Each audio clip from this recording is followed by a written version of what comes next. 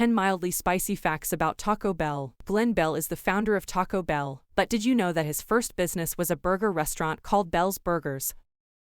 Number 1. The founder's first business was a burger joint. Glenn Bell, the founder of the Taco Bell chain, started out serving burgers. With very little money, he opened a burger stand called Bell's Burgers and competed with the McDonald's brothers. Yes, those McDonald's. But by the 1950s, he knew he needed to get out of the burger business, so he experimented with Americanized Mexican food. Tacos were still not a popular food for most Americans at this time, and the idea of fast food tacos was unheard of. He aimed to bring them to the masses, which meant making them easier to eat. Essentially, he developed a crunchy fast food shell and adapted the tacos' ingredients to suit the tastes of the customers he was trying to reach, busy Americans looking for fast food.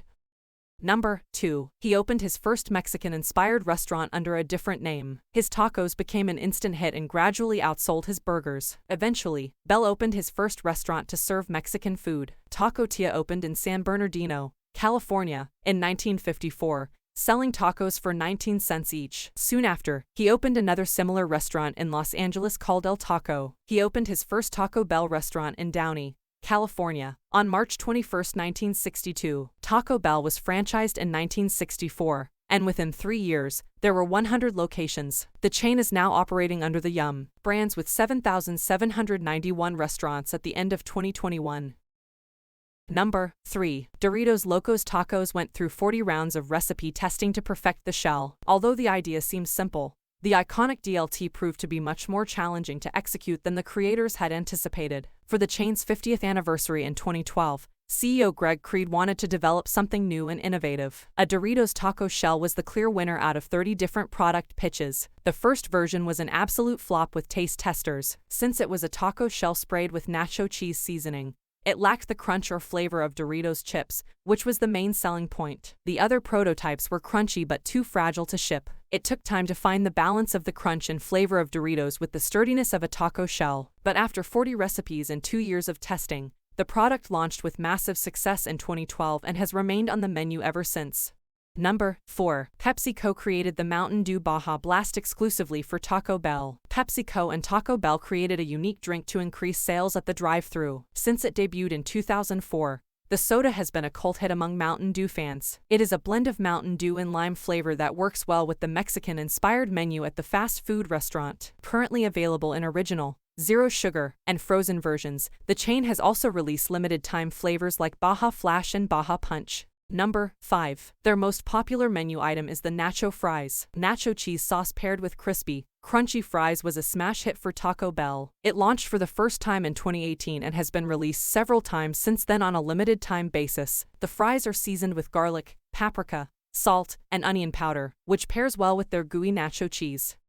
Number 6. Taco Bell was sued for its Chihuahua ads. In the 1990s, the phrase "Yo quiero Taco Bell" was extremely popular because of the Taco Bell Chihuahua ads. With $500 million spent on advertising, the Chihuahua became a cultural phenomenon. Advertising for the character stopped in 2000, but disputes started as early as 1998. Two Michigan men, Joseph Shields and Thomas Rinks, created a psycho Chihuahua character and had discussed adapting the character for Taco Bell advertisers. The ads, however, were run by a different advertising agency. Shields and Rinks were awarded $30 million by a federal jury in 2003, and an additional $12 million in interest was added 3 months later.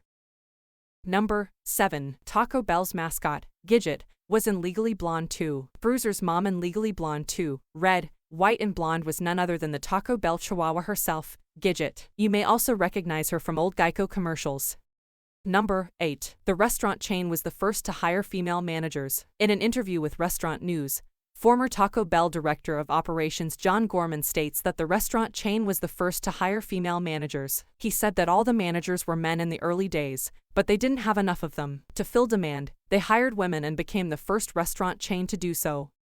Number 9. The Taco Bell Foundation has given away millions in scholarships. Founded in 1992, the Taco Bell Foundation has awarded more than $130 million in scholarships and grants. In 2022 alone, the foundation donated $8 million to 772 students. The live mass scholars come from a pool of Taco Bell team members and fans. The program's goal is to break down barriers for students who want to make positive contributions to their communities.